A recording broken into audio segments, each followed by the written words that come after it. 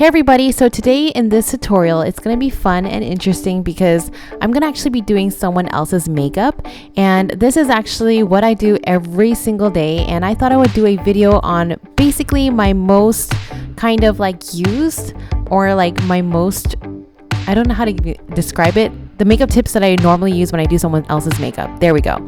I hope you guys enjoy this video. First thing I'm going to be doing is just wiping the face with micellar water. This is going to remove any excess oil and residue, and then I'm going in with a moisturizer. Now I really like a more sturdy moisturizer because you need to keep the base hydrated throughout the day. So no watery gels, I don't like those, but something creamy and something that's going to really soak into the skin.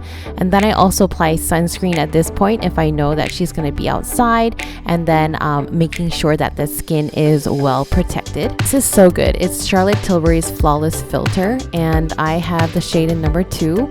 I apply it all over the face, and then I apply my eyebrows. Now these brows, I'm just using a brow pencil, and I just want to do something really natural, so I'm just at this moment just seeing where the gaps are and filling it in. And I like to set it with a brow powder because it makes it look so much softer, defining with a little bit of concealer to make some definition. Now I'm going in with the eyes, starting with concealer. I find that concealer actually conceals any redness and discoloration better than an eyelid primer. And then I like to go in with my socket. This is a matte medium brown. I'm doing something pretty natural but a little bit glam. So I have been really liking to do a very simple cut crease. So when you do a cut crease, you have to make the socket first. And I'm going in with a few browns. This is Hindash's Beautopsy palette. This is so good.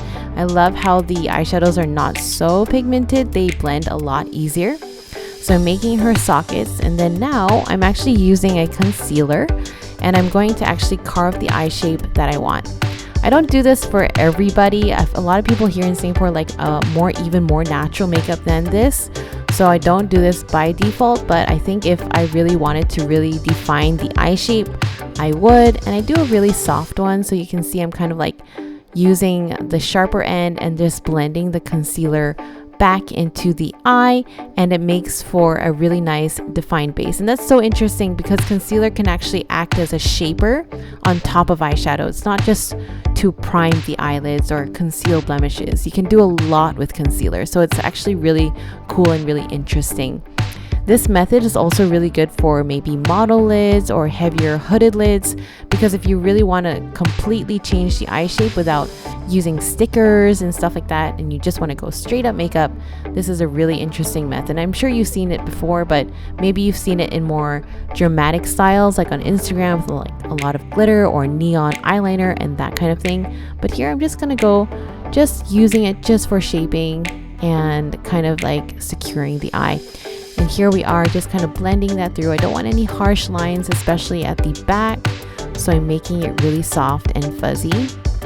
Then I'm going in with a foil kind of eyeshadow, pairing that with darker ones, and now I'm just going in to define the eyelids. For eyeliner, I like to use a kind of eyeshadow first just to define the area, then finish it off with a liquid liner pen, a new one by the way.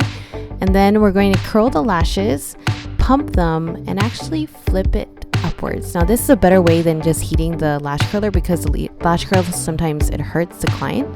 So I like to do this. Then I like to get some mascara on a disposable wand and actually apply the mascara on top of the lashes and also on the lower lash line. Cut your lashes into segments and glue them one by one. It makes it so comfortable for your client, and it looks like lash extensions. The thing I've been really liking doing for the base is actually to apply corrector and concealer first. So I'm going in with an orange base corrector that's going to cancel out some of the dark areas, and it's so important. If not, the dark areas will look ashy.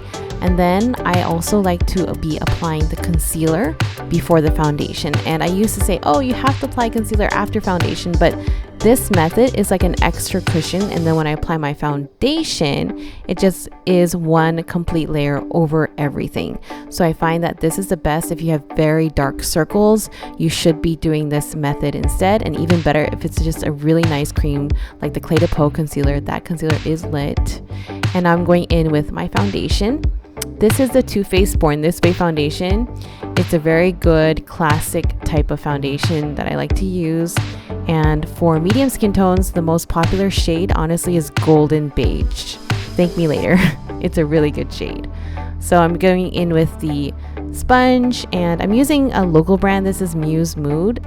The Beauty Blender is literally double the price of this sponge, so I highly recommend it. For her as well, she has lines under her eyes, so you must set with a powder before setting the whole face with loose powder. That's a really, really important step.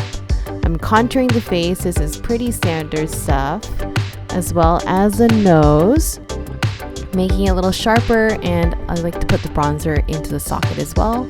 And then I'm going in with a very natural peachy shade of blush. This is Clinique's Melon Pop. Right on the cheeks, I like to go with a more natural shade for natural makeup. And then when I'm done with everything, I'll go in with the lower lash line, which is so important because it really does complete the whole eye and make everything kind of like even and spaced out nicely.